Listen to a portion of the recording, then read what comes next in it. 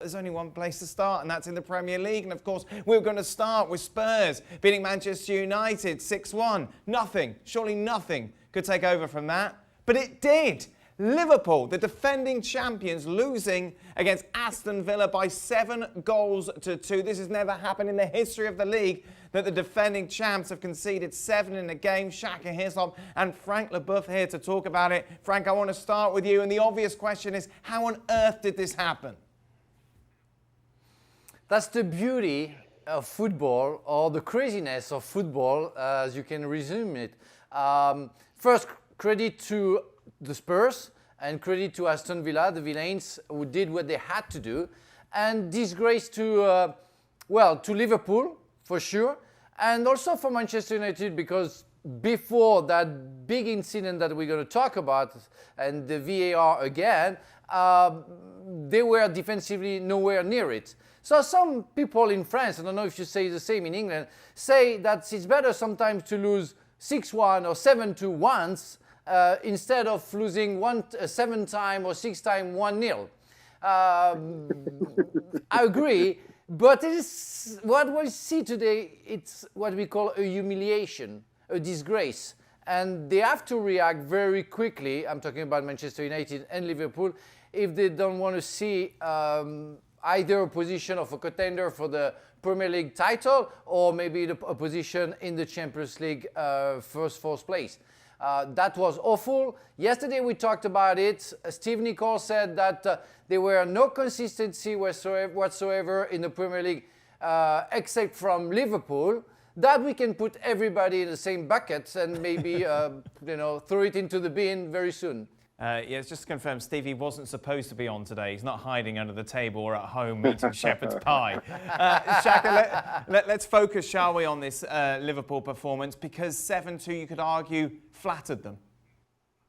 Yeah, without question. Ross Barkley could have quite easily had a first-half hat-trick. I'm not just saying that.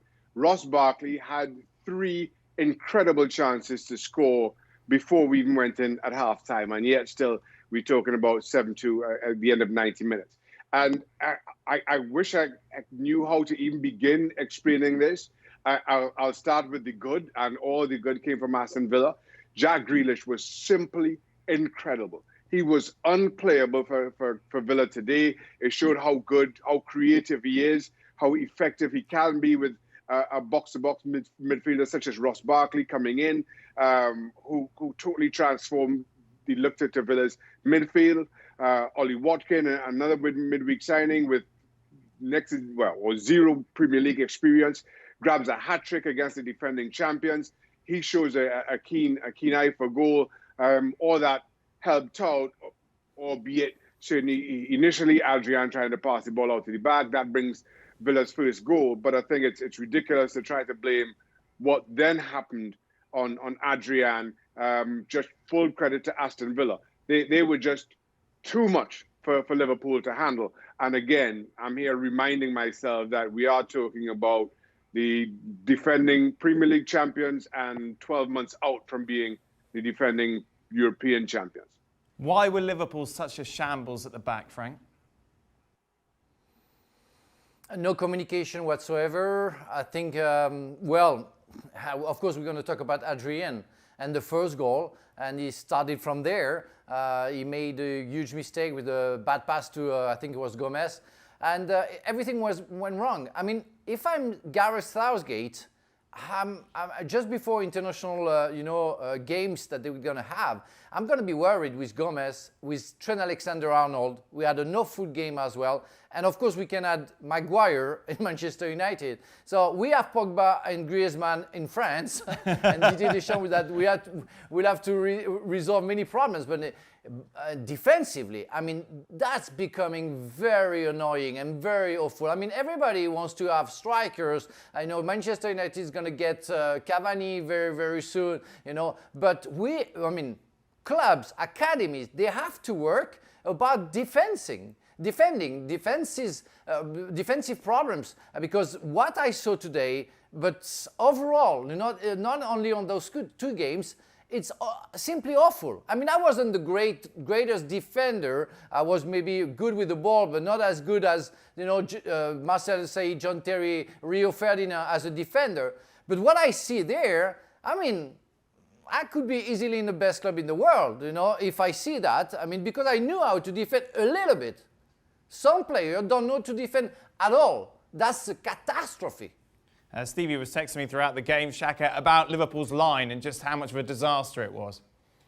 Yeah, listen, that's how Liverpool play. They play a very high line, a lot of room in behind. If you get in behind, all of a sudden they're backtracking. And on today's showing anyway, they couldn't, once they start backpedaling as they do and turn running towards their own goal, they can't seem to then find their shape back. I add to that, and as critical as maybe you can be and want to be of Liverpool, I think Villa were just way too good. We've spoken in the past, and probably now is a timely, a good opportunity for us to have the discussion about Southgate and Grealish. But I'm trying to think right now if England has a more creative midfielder than Grealish. And I know there are downsides to him defensively, and sometimes he can wander a little bit. But as I said before, I just thought Grealish was just way too much. Once Liverpool got themselves out of shape and Grealish got the ball into feet, there was simply no stopping him. Barkley was a perfect foil running from deep. It was just too much for Liverpool to handle on the day. But why was it too much to handle, Frank? This is the point that I'm still not grasping. This is the defending champions, the team that bossed the Premier League, that won it by 18 points at a canter last season. How did they get torn apart so easily by Aston Villa? Yeah, you have some question marks that is difficult to answer too. I mean, sometimes we talk about leadership and saying, some players like Van Dijk and some others who should have said something to the team and say we have to react. We lost the first half, so maybe try to win the second half, even if we don't win the game. But nothing happened. And sometimes when your head is drowning, I mean, what your body and your entire body is drowning, nobody is capable of reacting. You have maybe the best coach in the world with Mr. Klopp, and nothing happened. We can hammer Ole Gunnar Solskjaer after, but Klopp had the same thing when he has all the credit in the world, and nothing was able to work. We don't have a team, like when we talk about Liverpool, with big stars like Ronaldo, Messi, everything. We always say that they were a real squad, a real team. They worked together, so they drawn together today. Yep. But you have to give the credit to Aston Villa. Don't forget that 3 goals were deflection as well. Right. So everything went well for the Villains because they did everything to have that kind of score, and Liverpool did everything to lose that game. Here's the big question then, Shaq. Was today an anomaly? I think so. You have to think so, especially if you're sitting in that dressing room. You're thinking, well, we didn't see that coming, but let's put it behind us and we figure things out. If Liverpool go on to defend their Premier League title, then this is just a blip on everybody's radar. There's nothing leading up to this. Listen, Liverpool haven't been anywhere near as good as we saw last season, as maybe we'd come to expect. You can look at their form post restart and saying maybe we were building to this, but honestly, nobody. I don't think anybody would have seen this coming. Now you have to put that right. Up until now, you were 100%, and then all of a sudden you get this gut punch. And good teams respond. You've got some time now to figure out what went wrong, to put the pieces back in place to get it right after the international break. And you hope that you learn from it, you build from it, and results means it'll be quickly forgotten. By the way, that game after the international break, Everton, who of course will go into the tie with a perfect record. Frank, same question to you. Was this just a one-off, or are there deeper concerns here looking at Liverpool? Well, the problem for me is they don't have a game straight after, to forget very quickly about that defeat when they all have to play with other players in international games. So, and after you're going to come back and try to resolve the problem with your coach.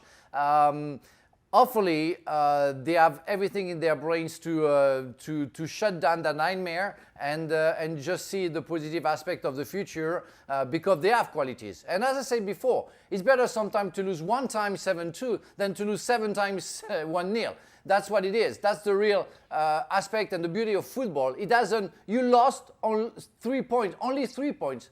If you didn't lose your stamina, your ambition, we are gonna have an answer very quickly with the next game for Liverpool.